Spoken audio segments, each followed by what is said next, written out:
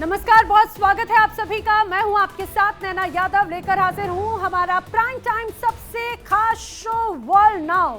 इस खास शो में हम बात करते हैं दुनिया की बड़ी खबरों की, वो बड़ी खबरें जिनका सीधा असर दुनिया के हर देश पर पड़ता है। हम आपको लेकर चलेंगे दुनिया के अलग अलग कोनों में और बताएंगे क्या कुछ है खास आपके लिए। तो आज वर्ल्ड नाउ में जिन बड़ी खबरों पर हम बात करेंगे, आइए वो मैं आपको बता देती हूँ। वर्ल्ड नाउ में आज हम बात करेंगे अमेरिका की। अमेरिका ने अपनी अगली पीढ़ी की सीक्रेट परमाणु क्रूज मिसाइल AGM-181 LRSO की पहली तस्वीरें और परीक्षण उड़ान तस्वीरें जो है वो सामने आई। ये मिसाइल सिर्फ ताकत की मिसाइल नहीं बल्कि तकनीक का कमाल है।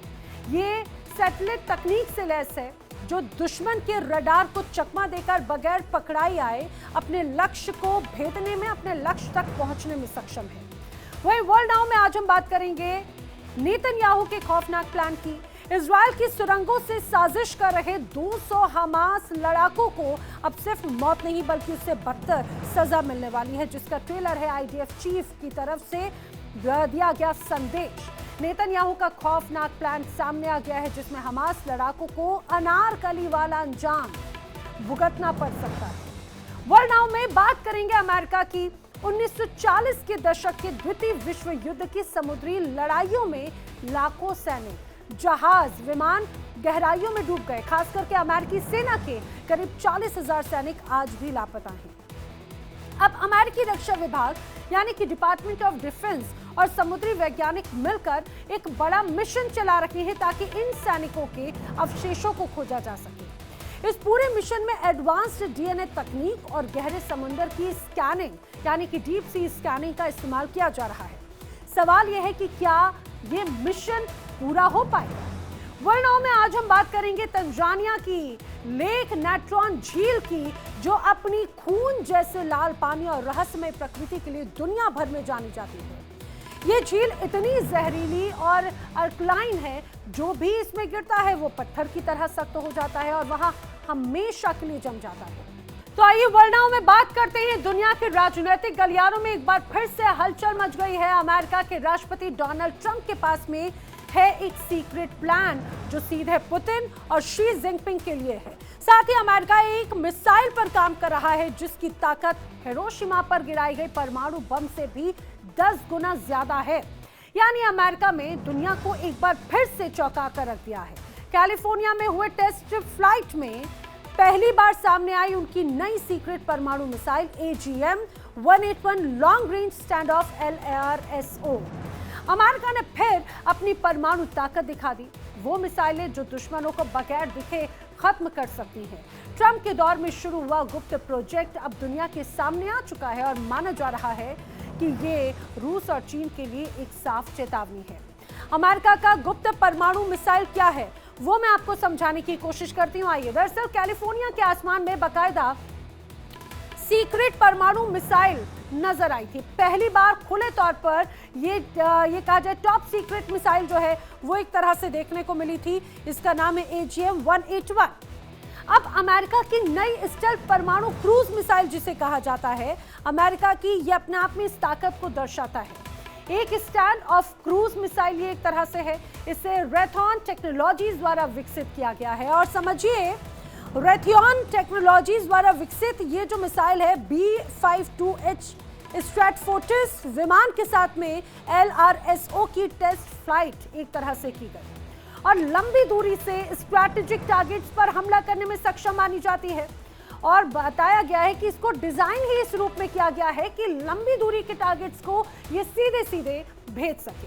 अब इसके अगर मैं रेंज की बात करूं तो समझिए इसकी अनुमानित रेंज 2500 किलोमीटर से भी ज्यादा है और इसमें इसकी कुछ और खासियत है। इसमें W804 थर्मोन्यूक्लियर वॉरहेड होगा जो इसे और भी ज्यादा खास बनाएगा। यह अमेरिका की AGM-86B मिसाइल को एक तरह से रिप्लेस करेगी और सबसे महत्वपूर्ण बात ये 2030 तक इसे अमेरिकी वायुसेना में शामिल किया जाएगा, जिसकी एक तरह से तस्वीर अभी हाल ही में साझा की गई।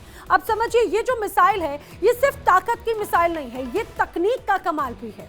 ये स्टेल्थ तकनीक से लैस है जो कि दुश्मन के रडार को चकमा देकर ये कहा जाए कि बगैर पकड़ाई में लक्ष्य तक पहुंचने में सक्षम होती है।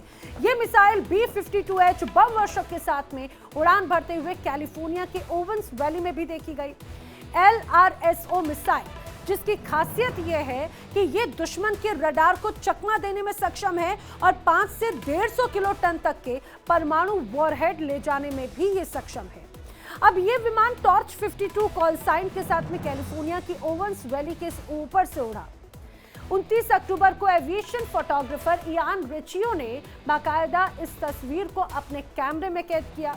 ये जो प्रदर्शन था ये सिर्फ एक टेक्निकल शोकेस नहीं है, समझिए ये अमेरिका की नई न्यूक्लियर पॉलिसी का हिस्सा है जो रूस और चीन की बढ़ती आक्रामक क्षमताओं का एक तरह से जवाब है जिसके लिए इसे तैयार किया गया। अमेरिकी एयरफोर्स का कहना है कि LRSO का उद्देश्य पुराने AGM-86 को बदलना और दुश्मन की एयर डिफेंस प्रणाली को भेद कर महत्वपूर्ण लक्ष्यों तक पहुंच बनाना है। ये मिसाइल लंबी दूरी और स्टेल्थ फीचर के साथ में डिजाइन की जा रही है। अमेरिकी वायुसेना और डिफेंस मैन्युफैक्चरिंग कंपनी ने कार्यक्रम की तकनीकी बारीकियों को सार्वजनिक नहीं किया, लेकिन ये अलग अलग रिपोर्ट्स हैं जो ये दर्शाती हैं कि जो कार्यक्रम है इसमें 1000 से ज्यादा इकाइयों की योजना और अरबों डॉलर का बजट जुड़ा हुआ है, जिससे ये न्यूक्लियर मॉडर्नाइजेशन का एक अहम हिस्सा बनता हुआ नजर आता है। फिलहाल इसकी जानकारी के लिए पेंटागन से आने का ये कहा जाए और इन डिटेल्स आएंगे, उसका इंतजार रहेगा। अब आपको मैं बताती हूँ कि सुपर वेपन का इस्तेमाल क्या है, आखिर इसे कौन बना रहा है, इसकी पूरी जानकारी जल्दी से जानिए। आखिर कौन बना रहा है ये सुपर वेपन? अमेरिका की रक्षा कंपनी है रेथियन। इसकी कुल लागत 16 अरब डॉलर से ज्यादा की है और इसकी टारगेट प्रोडक्शन की बात करें तो बताया जा रहा है कि अमेरिका की तरफ से ये सीधे आदेश दिया गया है कि 1020 यूनिट्स इसका प्रोडक्शन एक तरह से इसका हो। प्रति मिसाइल कॉस्ट भी समझ लीजिए, एक मिसाइल को बनाने में 14 मिलियन डॉलर एक तरह से जिसका इस्तेमाल होता है, प्रति यूनिट के तौर पर इस्तेमाल होता है और ऐसी 1020 यूनिट जो हैं वो अमेरिका तैयार कर रहा है। अब B-21 राडार और upgraded B-52 straight fortress bomber पर इसे लगाया जाएगा। एक तरफ रूस हाइपरसोनिक हथियारों पर काम कर रहा है, दूसरी तरफ चीन वो भी परमाणु हथियारों की संख्या लगातार बढ़ा रहा है। अब ऐसे में ट्रंप के सीक्रेट प्रोजेक्ट की झलक दुनिया के लिए एक न्यूक्लियर वार्निंग सिग्नल है। दुनिया एक बार फिर से हथियारों की नई होड़ में फंसती नजर आती है। रूस, चीन, अमेरिका ये तीनों महाशक्तियां हैं और अब ये पारंपरिक नहीं बल्कि सुपर एडवांस न्यूक्लियर और हाइपरसोनिक हथियारों की ये दौड़ में एक तरह से नजर आती है। हथियारों की जो नई होड़ है वो दुनिया को कहां लेकर जाएगी ये कोई नहीं जानता, लेकिन इतना तय है कि परमाणु और हाइपरसोनिक युग में अब सुरक्षा की गारंटी नहीं बल्कि खतरे की गिनती बढ़ रही है। चलिए अब बढ़ते हैं अगली स्टोरी की तरफ। अगली खबर आई है इजराइल के प्रधानमंत्री बेंजामिन नेतन्याहू से जुड़ी हुई। हम सभी जानते हैं पिछले कुछ वक्त से इजराइल और हमास या गाजा के बीच में किस तरह से बड़ा तनाव नजर आता है, लेकिन अब ये तनाव और भी ज्यादा बढ़ने वाला है। अब यहाँ पर नेतन्याहू सिर्फ हमास को हराने की नहीं बल्कि सबक सिखाने की तैयारी में है। नेतन्याहू का नया प्लान इतना ज्यादा खौफनाक है कि उसका नाम सुनकर ही गाजा की सुरंगों में छिपे आतंकियों की नींद उड़ गई। जी हाँ, गाजा की जमीन के नीचे जहां अब तक सिर्फ अंधेरा था, अब वहां पर मौत से भी बदतर सजा का इंतजार है। इजरायली खुफिया एजेंसीज ने रिपोर्ट दी है कि करीब 200 हमास लड़ाके अभी भी सुरंगों में छिपे हुए हैं, जिंदा हैं, लेकिन नेतन्याहू आदेश दे रहे हैं कि उन्हें बाहर नहीं निकालना है बल्कि उन्हें वहीं पर खत्म करना है। और खत्म भी कैसे करना है मैं आपको बताऊंगी। IDF ने पहले ही इसका ट्रेलर दिखा दिया था कि गैस पंप किस तरह से वहां पर की जा रही है, सुरंगों को ब्लॉक किया जा रहा है और अब कहा जा रहा है कि कुछ सुरंगों को सील कर दिया गया है ताकि अंदर मौजूद आतंकी धीरे धीरे दम खुद ही तोड़ते जाएं। अब नेतन्याहू का अनारकली सजा का क्या है प्लान वो भी समझिए। दरअसल IDF का खुफिया ऑपरेशन है अनारकली सजा, यानी कि जिंदा दीवारों में कैद करना, जिंदा दीवारों में चुनवा देना। जिंदा दीवारों में चुनने जैसी सजा अपने आप में बहुत ज्यादा लोगों को डराती है। हमास लड़ाकों को मिलने वाली है बड़ी सजा, बगैर गोली चलाए सुरंगों में छिपे लड़ाकों का वही एक तरह से उसी जगह पर खात्मा कर दिया जाएगा। इजरायली सेना सील टनल बना रखी है और इसकी वजह से जो सैकड़ों हमास के आतंकी जो इस दौरान उस टनल में छुपे हुए थे वो वहीं पर फंसे के फंसे रह जाएंगे। और इजरायल सेना अब इन्हीं सुरंगों को कब्र बनाने की तैयारी कर रही है। नेतन्याहू पहले ही कह चुके हैं कि हम न्याय करेंगे, बदला नहीं, लेकिन कोई बचेगा भी नहीं। ये स्पष्ट सीधा सीधा संदेश बेंजामिन नेतन्याहू का नजर आया और यही वजह है कि इसे अनारकली सजा कहा जा रहा है। जिस तरह मुगल काल में अनारकली को दीवारों में चुनवा दिया गया था, ठीक उसी तरह से नेतन्याहू का प्लान है कि हमास के लड़ाकों को जिंदा दीवारों के पीछे दफन कर दिया जाए। नेतन्याहू का ये डेथ प्लान सिर्फ बदले की कार्रवाई नहीं है, बल्कि एक मनोवैज्ञानिक वॉरफेयर है, ताकि आने वाले वक्त में कोई भी इजराइल से टकराने की हिम्मत ना करे।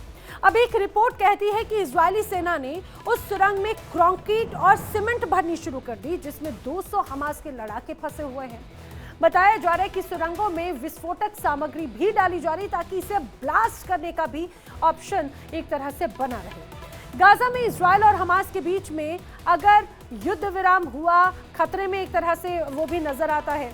हालात फिर से तनावपूर्ण है, एक बार फिर से दोनों तरफ से गोलीबारी की खबरें सामने आ रही हैं।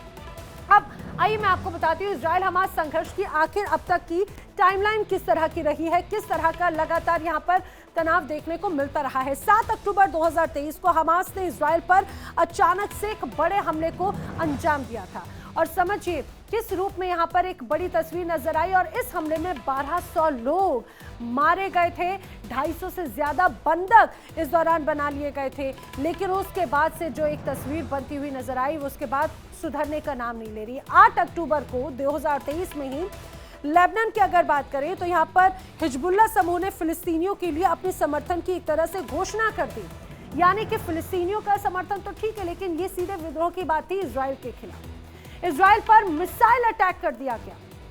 13 अक्टूबर 2023 को इजराइल ने गाजा के लोगों को शहर खाली करने के लिए और दक्षिण की ओर जाने के लिए सीधे सीधे कह दिया था, क्योंकि वो हमास के खिलाफ जवाबी हमला एक तरह से शुरू करना चाह रहे थे और उसकी तस्वीर नजर भी आई।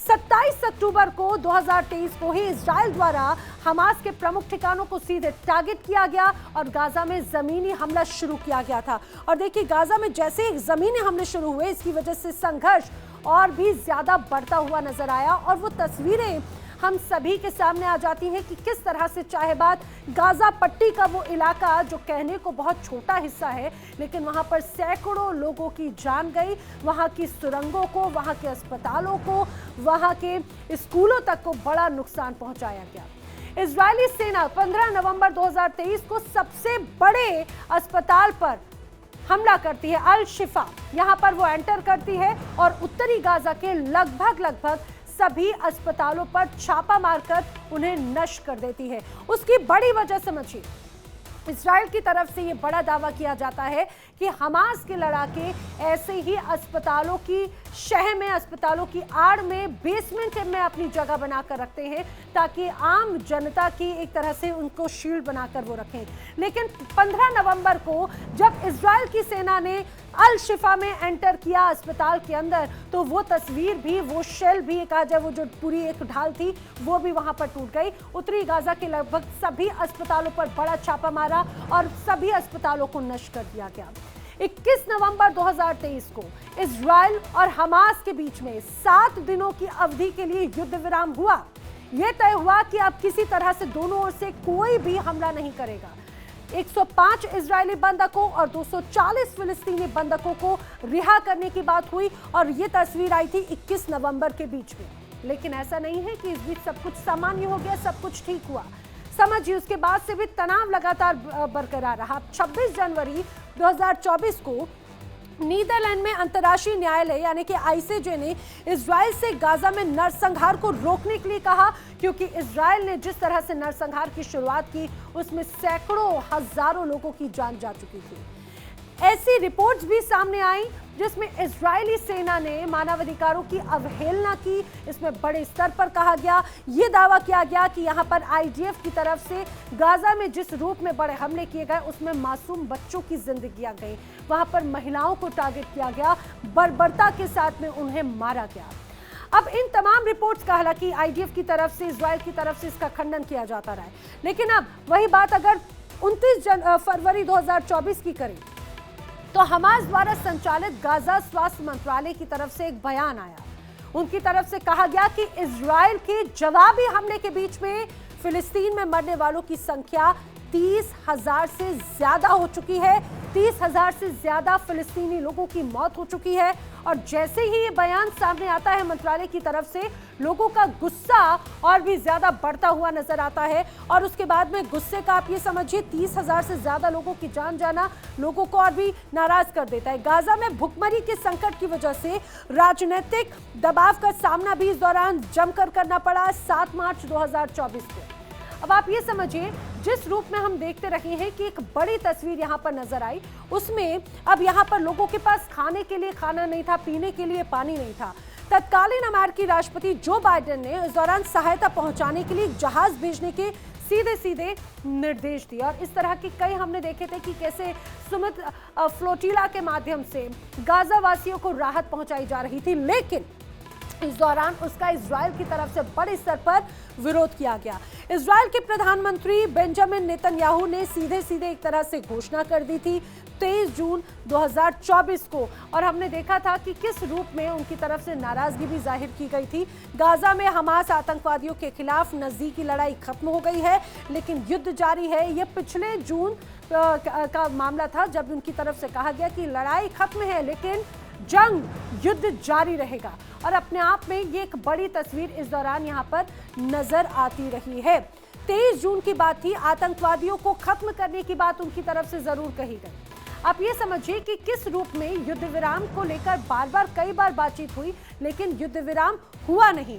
लेबनान स्थित हिजबुल्लाह समूह ने इजराइल के कब्जे वाले गोलान हाइट्स पर सीधे हमला कर दिया। 27 जुलाई को फिलिस्तीन के समर्थन में इजराइल की बॉर्डर पर है लेबनान, वहां से हिजबुल्लाह की तरफ से ये बड़ा अटैक किया गया। अब ये समझिए, इस बड़े हमले में 12 बच्चों की मौत हो गई थी। और उसके बाद ये कहा जाए कि इजराइल की तरफ से एक बार फिर से जवाबी कार्रवाइयां शुरू होने लगी और यहां से एक बार फिर से ट्रिगर बटन दब गया।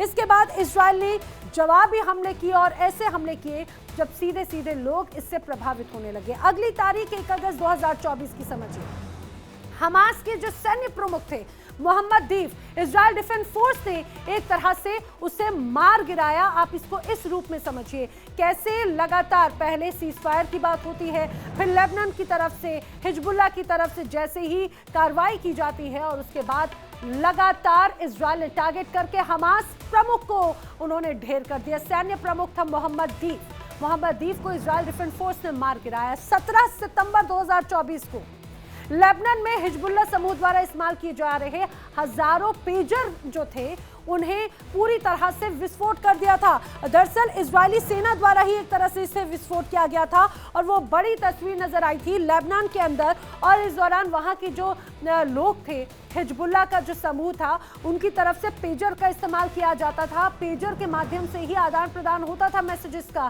लेकिन इसी बात का फायदा उठाया इजराइल की सेना की तरफ से। आईडीएफ ने उसे विस्फोटित कर दिया और इस दौरान एक बहुत बड़ा नुकसान हिजबुल्लाह का हुआ। हिजबुल्लाह के कई लड़ाके इस दौरान मारे गए। अब 16 अक्टूबर की बात करते हैं। अगली तारीख 16 अक्टूबर को हमास के नेता याह्या सिनवार, यहां पर राफा में ही इजरायली सेना ने हमास के एक और नेता को ढेर कर दिया। एक एक करके सेना की तरफ से, इजराइल की सेना की तरफ से हमास लीडरशिप को पूरी तरह से खत्म किया जा रहा था। अब इजराइल और हिजबुल्लाह ने युद्ध विराम की घोषणा कर दी, जिसमें लेबनान मोर्चे पर संघर्ष एक तरह से थमा, लेकिन तनाव कम नहीं हुआ। और उसके बाद में बारी आती है 2 दिसंबर 2024 की। अमेरिका के नवनिर्वाचित राष्ट्रपति डोनाल्ड ट्रंप आते हैं और सीधे सीधे हमास को धमकी देते हैं 20 जनवरी तक उनके शपथ ग्रहण से पहले अगर सभी बंधकों को रिहा नहीं किया गया तो कड़ी कीमत चुकानी पड़ेगी। सख्त लहजे में डोनाल्ड ट्रंप की तरफ से हमास को यह बड़ी चेतावनी थी और इजराइल का समर्थन था। अब समझिए, उन्होंने कहा कि 20 जनवरी तक उनके शपथ ग्रहण से पहले सभी बंधकों को रिहा कर दो, वरना कड़ी कीमत चुकानी पड़ेगी। कड़ी कीमत किस रूप में, आइए आगे बताती हूँ। अगली तारीख आती है 15 जनवरी 2025 की, यानी कि इसी साल की शुरुआत की। कतर और मिस्र सहित अमेरिका में बातचीत हुई। अमेरिकी वार्ताकारों के नेतृत्व में 15 महीने के युद्ध के बाद में इजरायल और हमास ने युद्ध विराम समझौते की घोषणा की। 19 जनवरी 2025 को डोनाल्ड ट्रंप ने शपथ ग्रहण के एक दिन पहले इजरायल और हमास के बीच में युद्ध विराम लागू हुआ, इसकी भी घोषणा कर दी गई। लेकिन ऐसा नहीं है कि युद्ध विराम अगर लागू हुआ तो सब कुछ बहुत गुडी गुडी था। वहां पर तनाव लगातार बना हुआ था। 18 मार्च 2025 को गाजा में सैकड़ों लोगों की जान लेने वाले बमबारी अभियानों के बाद में इजरायल ने युद्ध विराम समझौता तोड़ा। हमास पर युद्ध विराम समझौते का उल्लंघन करने का आरोप लगाया, क्योंकि दोनों तरफ से बड़ी बमबारी की जा रही थी, दोनों तरफ से बड़े हमले हो रहे थे।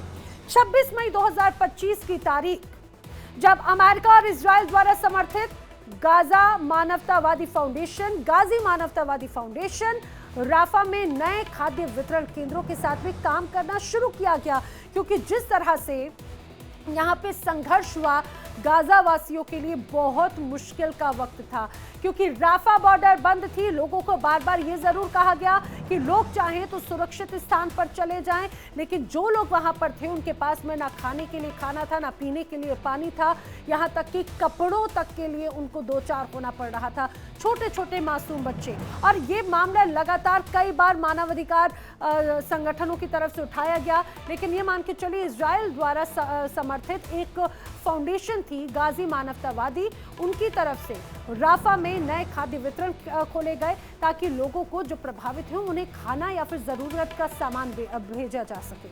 अब 1 अगस्त 2025 को अमेरिका के राष्ट्रपति डोनाल्ड ट्रंप, उनके विशेष दूत स्टीव विटकॉफ गाजा में बदतर होती मानवीय स्थिति पर चर्चा के लिए इजरायल पहुंचते हैं और वहां पर चर्चा की जाती है। 2 अगस्त की अगर मैं बात करूं, इसके अगले दिन तो गाजा में इजरायल की ओर से की गई गोलीबारी में कम से कम 18 लोगों की मौत हुई। ये अपने आप में बड़ी तारीख है। 1 तारीख को यहाँ पर स्टीव विटकॉफ पहुंचते हैं इजरायल बातचीत करने के लिए, अमेरिका के नेता। 2 अगस्त को गाजा में इजरायल की ओर से बड़ी गोलीबारी कर दी जाती है और इसके साथ ही जाती है यहाँ पर एक बार फिर से कई मासूम लोगों की जान।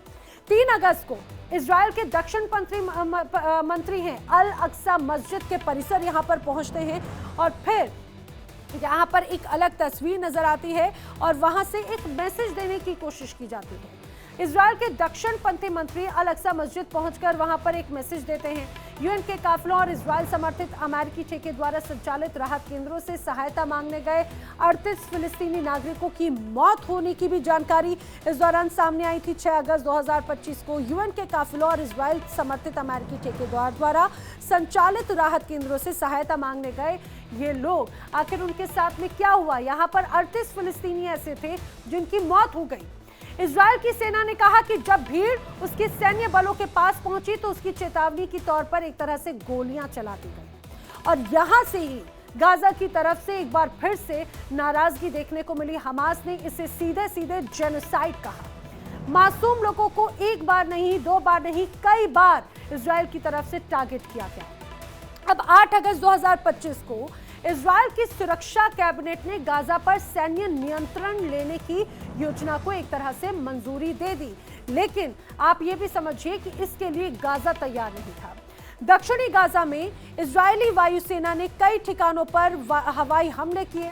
इजरायली सेना का दावा है कि ये हमले जवाबी कार्रवाई के तहत किए गए, क्योंकि हमास के लड़ाकों ने पहले इजरायली सैनिकों पर हमला किया था और उसके बाद में इजरायली प्रधानमंत्री बेंजामिन नेतन्याहू ने हमास पर संघर्ष विराम तोड़ने का भी आरोप लगाया।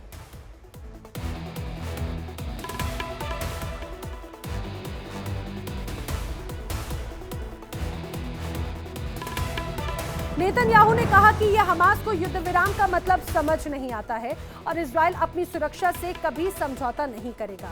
वहीं हमास ने इन तमाम आरोपों को खारिज किया और कहा कि उसने युद्ध विराम का पूरी तरह से पालन नहीं किया है। इजरायल ने बगैर किसी उकसावे के हवाई हमले शुरू कर दिए, यानी कि मान के चलिए कि इजरायल हो या हमास, दोनों एक दूसरे पर लगातार आरोप लगाते रहे हैं।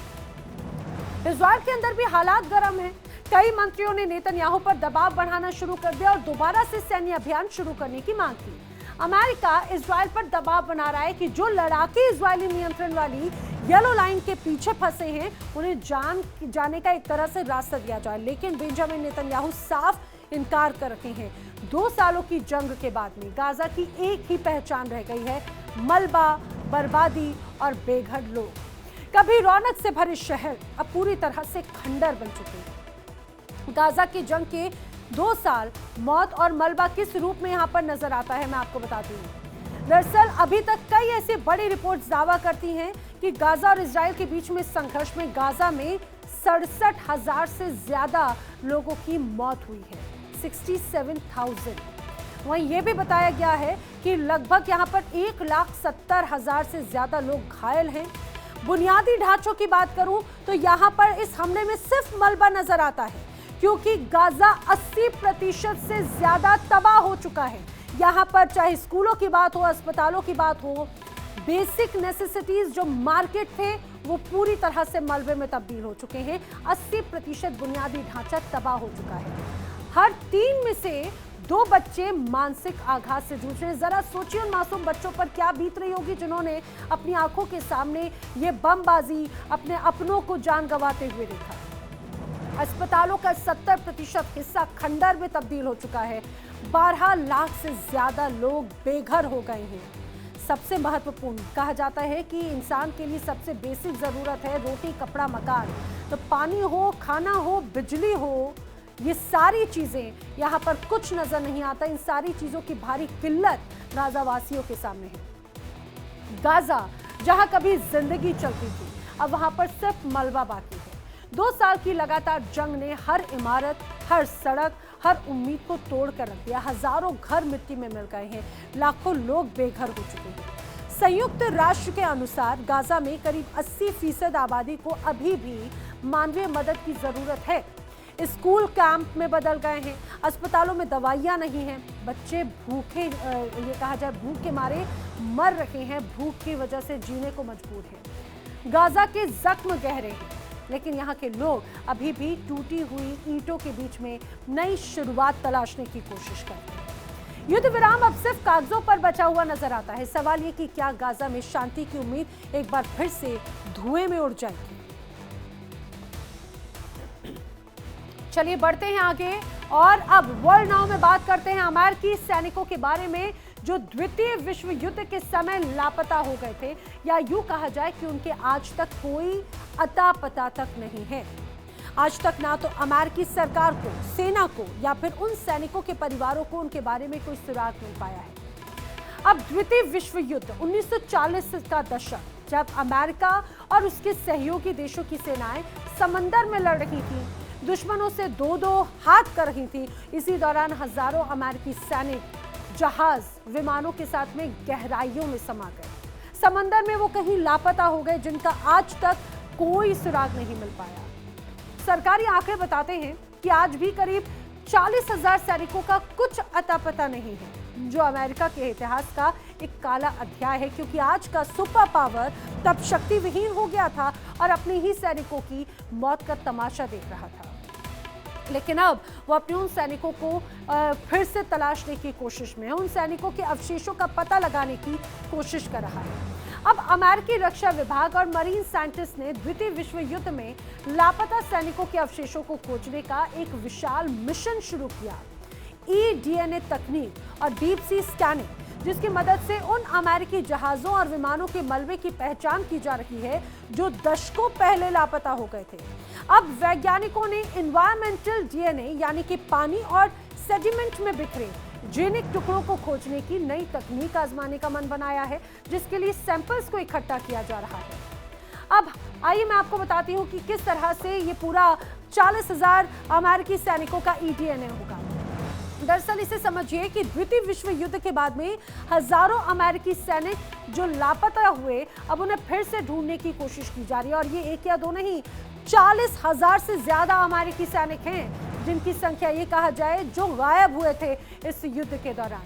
साइपन, इटली में विमान दुर्घटनाएं हुई। इन स्थलों से जो सैंपल्स मिले हैं, अब उनकी जांच हो रही है। कुछ सैंपल में 40 बेस पेयर लंबे डीएनए के अंश भी मिले हैं।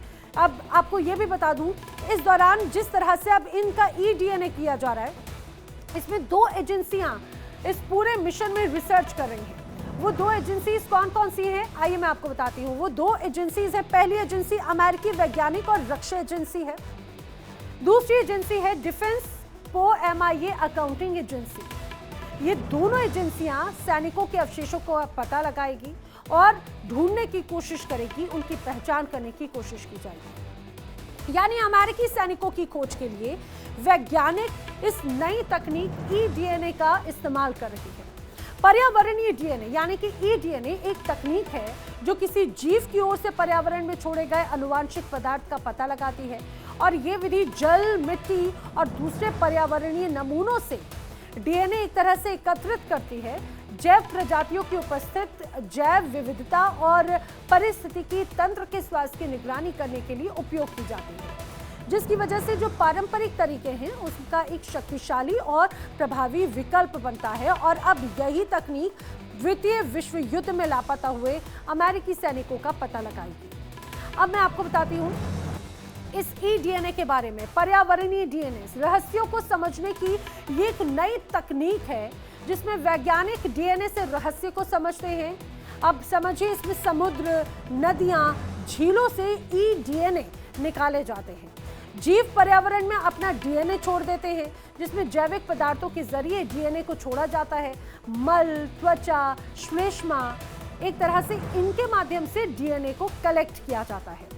पहले जल या मिट्टी से सैंपल लिया जाता है और सभी सैंपल्स में से डीएनए को निकाला जाता है। जो इकट्ठा हुआ डीएनए होता है उसे जांच और उस पर रिसर्च की जाती है। अब रिसर्च से पर्यावरण में मौजूद प्रजातियों की पहचान की जाती है। हम सभी जानते हैं कि समंदर के नीचे जांच करना कितना मुश्किल है, क्योंकि अक्सर अवशेष बिखर जाते हैं, गल जाते हैं, और इसीलिए eDNA को एक जैविक उपकरण के रूप में इस्तेमाल किया जाता है। समंदर के तल की खुदाई महंगी, धीमी और कई बार निष्फल भी हो जाती है, और इसीलिए eDNA को एक नया बायोलॉजिकल स्काउट माना जा रहा है जो काफी हद तक सफल भी रहा। इस पूरी तकनीक का उपयोग सबसे पहले साइपन बंदरगाह की गहराइयों में लापता हुए विमानों के लिए हुआ, जिसमें ग्रुमन TBF एवेंजर नाम का अमेरिकी विमान था, जो कि द्वितीय विश्व युद्ध के दौरान 1944 की बैटल ऑफ साइपन में क्रैश हुआ था। और इस विमान में सवार 3 सैनिकों में से 2 के अवशेष आज तक नहीं मिले। वैज्ञानिकों ने मलबे के आसपास पानी और सेडिमेंट के नमूने इकट्ठे करके उनका विश्लेषण किया था। इटली और लेक रूरॉन के 12 जहाजों और विमानों से पानी और तलहटी के नमूने इकट्ठे किए गए, जहां से मिले संकेतों से कुछ पुराने विमान और जहाजों के बारे में अच्छी जानकारी जरूर जुटाई जा सकी थी।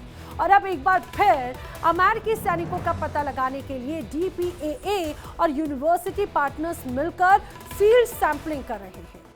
अब eDNA की सफलता को देखते हुए वैज्ञानिकों का मानना है कि अब किसी अवशेष को खुदाई से बाहर निकालने की जरूरत नहीं है। पानी या सेडिमेंट से बचे पर्यावरणीय डीएनए यानी कि eDNA से पता लगाया जा सकता है कि वहां पर कभी भी मानव अवशेष मौजूद था या फिर नहीं, और अगर मौजूद था तो वो आखिर किसका था।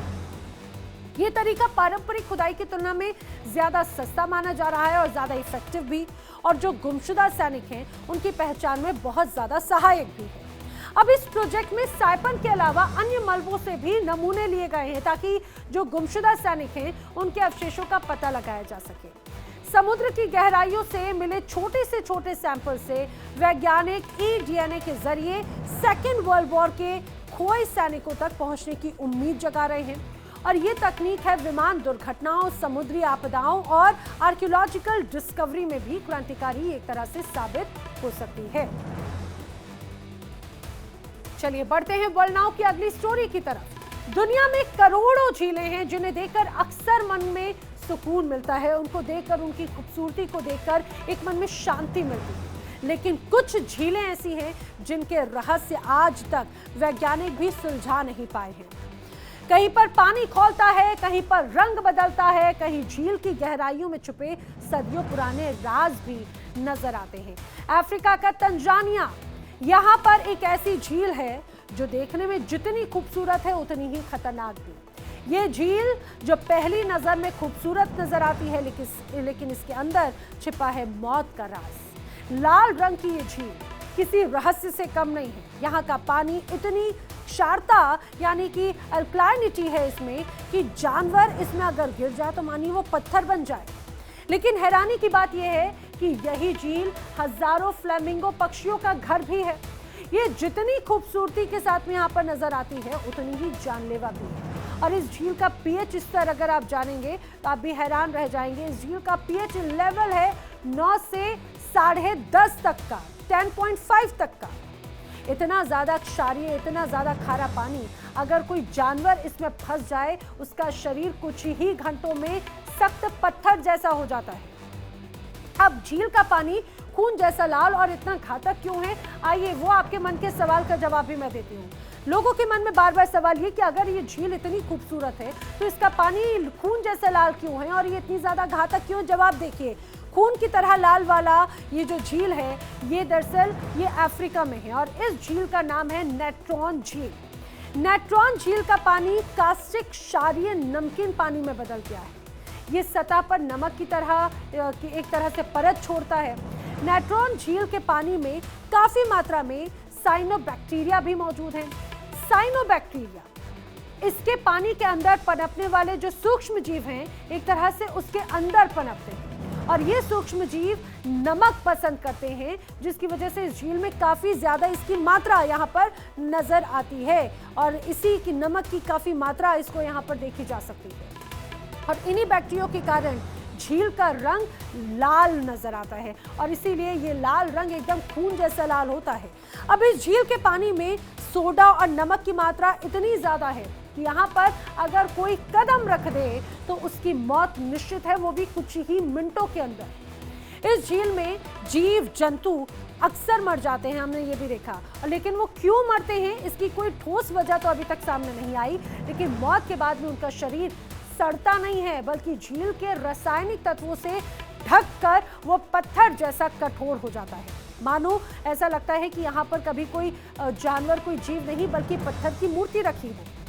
कहा जाता है कि लेक नेट्रॉन की हवा तक में नमक और सोडा घुला हुआ है जो जीवन को रोक देता है लेकिन आकार को हमेशा के लिए संजो लेता है। जैसे मौत भी यहाँ पर कुछ कहने आई हो, यानी जिंदा को पत्थर बना देती है। अब दुनिया की सबसे खतरनाक झीलें कौन कौन सी हैं इसके अलावा, नेट्रॉन झील के अलावा? मैं भी आपको बताती हूँ। देखिए, दुनिया की सबसे खतरनाक झील लेक नेट्रॉन जिसका हम जिक्र कर रहे थे, इसके पानी का पीएच स्तर 10 से ज्यादा है। समझिए, पीएच लेवल 10 से भी ज्यादा है। जानवरों को पत्थर बना देने में सक्षम है। खून जैसा लाल रंग इस लेक नेट्रॉन का नजर आता है और साइनोबैक्टीरिया की वजह से इस झील का रंग लाल होता है। एक और झील का नाम मैं आपको बताती हूँ, आपने सुना होगा, लेक नियोस। दरअसल 1986 में झील से निकली कार्बन डाइऑक्साइड गैस लोगों को हैरान कर देती है और इसी कार्बन डाइऑक्साइड गैस की वजह से 1700 लोगों की जान चली गई। इसी की वजह से लोग इसे डेथ लेक भी कहते हैं। इसके अलावा एक और लेक काराचाय। लेक काराचाय क्या है? दरअसल ये है रूस में दुनिया की सबसे ज्यादा रेडियोधर्मी झील है। सिर्फ 1 घंटे के लिए अगर इसके पास में कोई व्यक्ति खड़ा हो जाए तो वो उसके लिए जानलेवा साबित होती है। इसके अलावा आइए मैं आपको बताती हूँ ब्लू लेक के बारे में। ब्लू लेक नाम तो बड़ा खूबसूरत है, दिखने में भी बहुत खूबसूरत है, लेकिन इसमें मौजूद खनिज तत्व वो एक तरह से त्वचा को जला देते हैं और ये ब्लू लेक जो है वो बताया जाता है न्यूजीलैंड में मौजूद है। इसके अलावा डोमिनिका में मौजूद बॉइलिंग लेक, पानी लगातार यहाँ पर उबलता रहता है। पानी का अगर आप तापमान जानेंगे तो हैरान रह जाएंगे।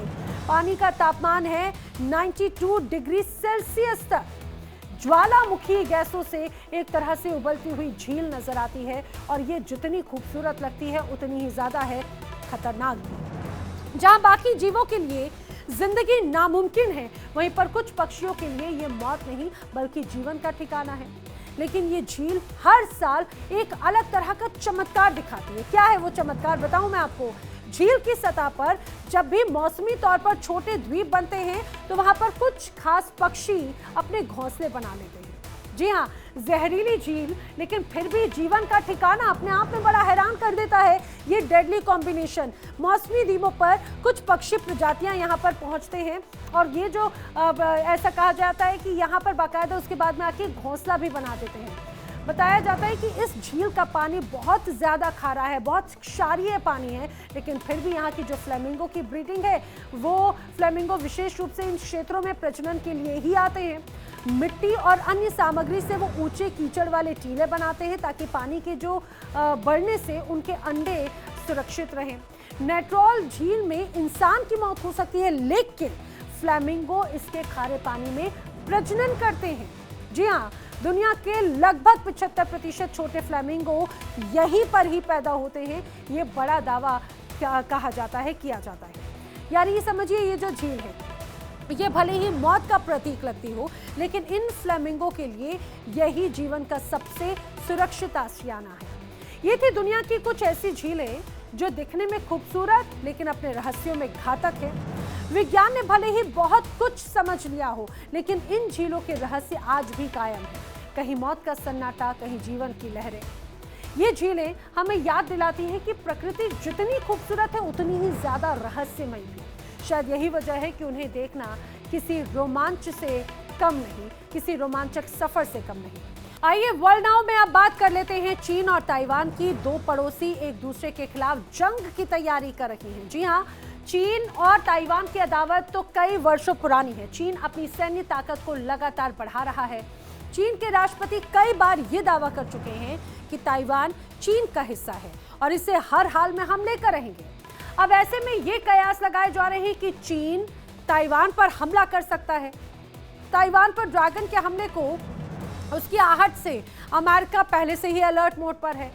पिछले हफ्ते ट्रंप की ओर से दिए गए एक बयान के बाद में ये तनाव और भी ज्यादा बढ़ता हुआ नजर आता है। आपको बताऊं कि चीन और ताइवान, जिनकी लड़ाई दशकों पुरानी है, चीन ताइवान को अपना हिस्सा पहले से मानता है और अपने साथ में मर्ज करना चाहता है। चीन ताइवान के अस्तित्व को नकारता आया है, जबकि ताइवान खुद को एक आजाद मुल्क बताता है और अपनी सुरक्षा के लिए आगे रहता है। वहीं दूसरी तरफ चीन लगातार ताइवान पर दबाव बनाने की कोशिश करता है, चाहे सैन्य ताकत के जरिए, चाहे कूटनीति के जरिए। एक तरह से कहा यह जा सकता है कि ताइवान पर चीन की बुरी नजर है। सबसे पहले आपको ये बताते हैं कि ताइवान और चीन के बीच में आखिर विवाद किस चीज को लेकर है, ताइवान कैसे बना और उसका इतिहास आखिर किस रूप में नजर आता है। कैसे बना ताइवान, आइए वो सबसे पहले जान लीजिए। दरअसल ये इसकी शुरुआत होती है 1949 से, जब गृह युद्ध हुआ। उसके बाद ताइवान का एक तरह से विच्छेदन हुआ और ताइवान अलग हुआ। अब आप इसको ऐसे समझिए, गृह युद्ध के बाद में कम्युनिस्ट सरकार बनी, हार के नेशनलिस्ट नेता ताइवान चले गए, वहां पर रिपब्लिक ऑफ चाइना स्थापित किया गया। ताइवान ने लोकतांत्रिक शासन की एक तरह से ये कहा जाए आधारशिला रखी, शासन विकसित किया गया। अब ताइवान खुद को हमेशा स्वतंत्र देश मानता है। चीन और ताइवान का रिश्ता अलग है। ताइवान चीन के दक्षिण पूर्वी तट से लगभग 160 किलोमीटर दूर स्थित छोटा सा द्वीप है। ताइवान 1949 से खुद को आजाद मुल्क मान रहा है, लेकिन अभी तक दुनिया के 14 देशों ने ही उसे आजाद देश के तौर पर मान्यता दी और उसके साथ में डिप्लोमेटिक रिलेशंस बनाए हैं। ताइवान का अपना संविधान है और अपनी आर्मी है, जिसके पास एक से बढ़कर एक हथियार है।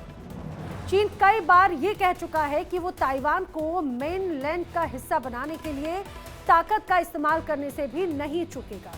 चीन साउथ चाइना सी में चीन कोई ना कोई हलचल करता रहता है, कभी कोई सैन्य अभ्यास करता है जो दुनिया के तमाम देशों को परेशानी में डाल देता है। चीन साउथ चाइना सी में अपना दावा करता है, वहीं चीन साउथ चाइना सी के 90% हिस्से को अपना मानता है, वो भी तब जब साउथ चाइना सी सिर्फ चीन से नहीं लगता। साउथ चाइना सी प्रशांत महासागर के पश्चिमी किनारे से भी लगा हुआ है और एशिया के दक्षिण पूर्व में है। ये समुद्री इलाका 35 लाख वर्ग किलोमीटर में फैला हुआ है।